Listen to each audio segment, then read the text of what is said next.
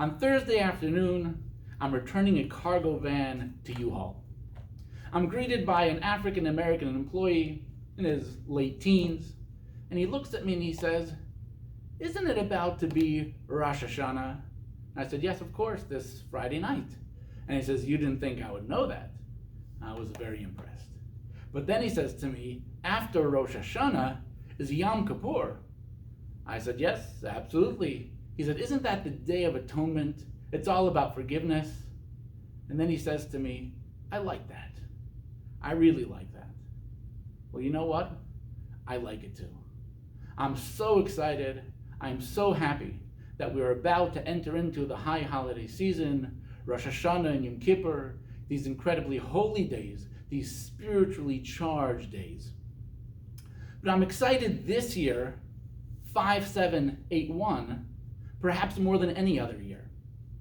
And that's because 30 years ago, the year 5751, the Hebrew acronym for the name is that this year is going to be a year of miracles. And it really was a year of miracles. The Gulf War broke out. 42 Scud missiles were fired into Israel from Iraq, and there was not one death as a direct result from a Scud missile. But on December 22nd, 1990, at a Shabbos Farbrengen, as the Rebbe was discussing how this year will be a year of miracles, he said, "You think this year will be a year of miracles?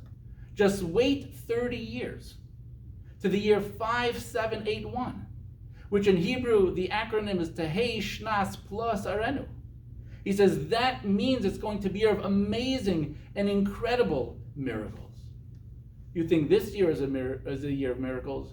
Just wait 30 years. The miracles are going to come. I'm not sure if the Rebbe foresaw the difficulties, the challenges that we're facing now, but he has assured us that miracles are on their way. But it's true, it's been tough. It's been a challenge for many people. There was one man, he poured his heart and soul into a small business. 25 years, it's a success. The pandemic hits. He's forced to close. He's bankrupt. And he's at home. His wife sees him sad, depressed, frustrating, sitting on the couch. She brings him an ice cold beer. He opens it up, he takes a sip, and he says, "Wow, you are amazing. I can't believe after all of these years, this is absolutely amazing." His wife blushes, turns to him and says, "Is this the beer talking, or is this you talking?" Startled, he looks to his wife and he says, "Oh, I'm talking to the beer." But it is true, things have been tough, and the miracles are not yet here. So what are we meant to do until the miracles arrive? The greatest Jewish king was King Solomon. His wisdom, his fame, his wealth was absolutely unparalleled. He doubled and tripled the size of the land of Israel. But it did not end well. His end was tragic. The Talmud comments that at the beginning of his reign, he was so powerful, he ruled the heavens, but he lost that. And then he only ruled over the earth, but he lost that as well. Then over the Jewish people, he lost that. Then over Jerusalem, then he lost that. And everything was taken away until all he had left was his staff, and he ruled over that. But how do you rule over a staff? You could rule over a nation, you could rule over a people, you could rule over a land. But how do you rule over a staff? With this story, the Talmud is telling us a most incredible lesson. That when everything is stripped away from you, your career, your finances, your relationships, and all that you have left is your staff, you have to ask yourself this question: who are you? Are you a victim or are you a king? King Solomon was a king over his staff. Because to be a king is not about what he did, it was not about what he has, but it was who he was. This message does not only apply to King Solomon, but to each and every one of us. Because each and every one of us is a king, because each and every one of us has a divine spark, a piece of the King of Kings inside every one of us. And we are charged with a mission. We are divine agents. We are never trapped. We are never helpless. And we are never hopeless. Because we're charged with the mission to bring goodness and kindness to everyone around us. And yes, it was a tough year. Everyone was impacted in their own way. There was confusion. There's uncertainty. But we can never despair. Because we are kings, we are royalty. Jewish tradition teaches us that on Rosh Hashanah, we crown God as king. But we also must remember that we have to crown ourselves. We have to crown our inner king. We have to recognize that we too are royalty as well. But what does it mean to be a king? Let me tell you a story. Isaac Gottinger, successful businessman living in New York, he sits down to his Seder with his family, but he's troubled. His mind is not calm because just before the Seder began, he received a call from his mother. She was having trouble breathing. Even though she had been quarantined together with her husband for 4 weeks since the pandemic broke out, something wasn't right.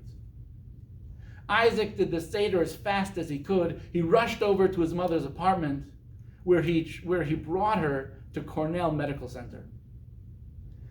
At that evening, the nurses were compassionate. They let him stay overnight, but in the morning they kicked him out, as was the policy at that time. Before he began the second Seder, he receives a call from the hospital. They need to put his mother on a respirator. They're going to put her in an induced coma. He was shocked, he was worried, he was scared, he was nervous. There were so many people who at that time entered the hospital but never left. And what concerned them the most, what bothered him the most, is the amount of people who were dying alone.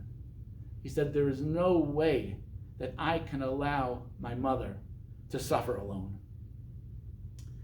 He calls up the hospital begging and pleading to stay with his mother.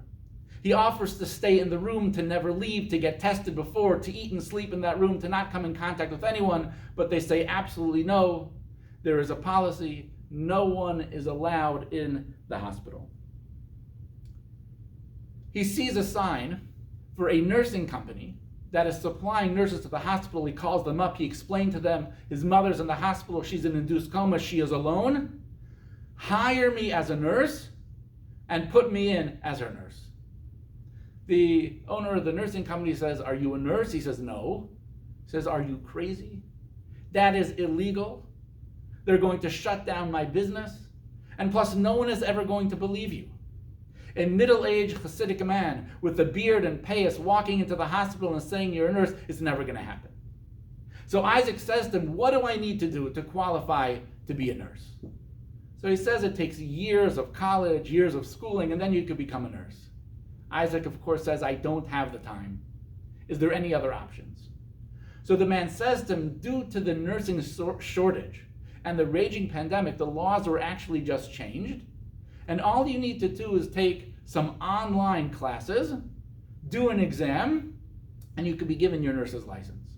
So Isaac says, I will do it. I happen to be a trained EMT. I am a volunteer with the Hatzalah ambulance. I'm going to do it. For the next 3 days, he locks himself in his office. He doesn't eat, he doesn't sleep, he doesn't leave. He reads, he studies. He takes the tests, he passes, and he becomes a nurse. The company hires him and inserts him into the hospital, and he's the private nurse of his mother at her side every moment. And when 3 weeks later, she woke up from her coma, she saw her son standing by her bed with a beard, with a payas, and with nurse's scrubs. When you are a king, things don't happen to you. You make things happen. Life brings us challenges. There are obstacles. Things are hard.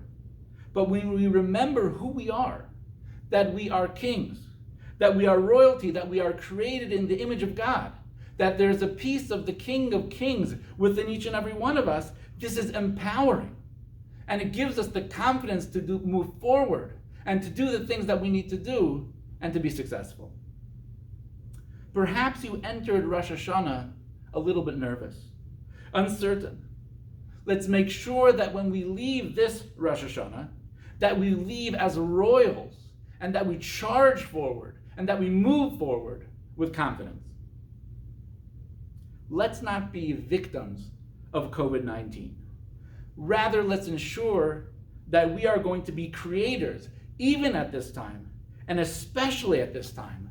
Let us be creators of a better world. Now is the time that you can make a difference in your career. Perhaps that's a little bit different than it was before. You can strategize, you can reorganize. Now is a time that you can improve and enhance your relationships, right? You have more time together. You can reflect upon what you mean to each other, to your parents, to your children, to your grandchildren. Now is a time where you can make your spiritual life better. Classes are on Zoom. You don't even have to leave your house. So many people are working from home. It is much easier to be able to put on tefillin every day. It's so much easier to light Shabbos candles on time. The holiday of Sukkot is coming up. Perhaps this is the year where you build a sukkah at your own house. Call people up. Give them encouragement. Give them positivity. Give them energy. We're living in historic times, and our grandchildren are going to ask us, was it really so bad? The answer is really up to us. Miracles are coming, I have no doubt. This is going to be a year of amazing and plentiful miracles.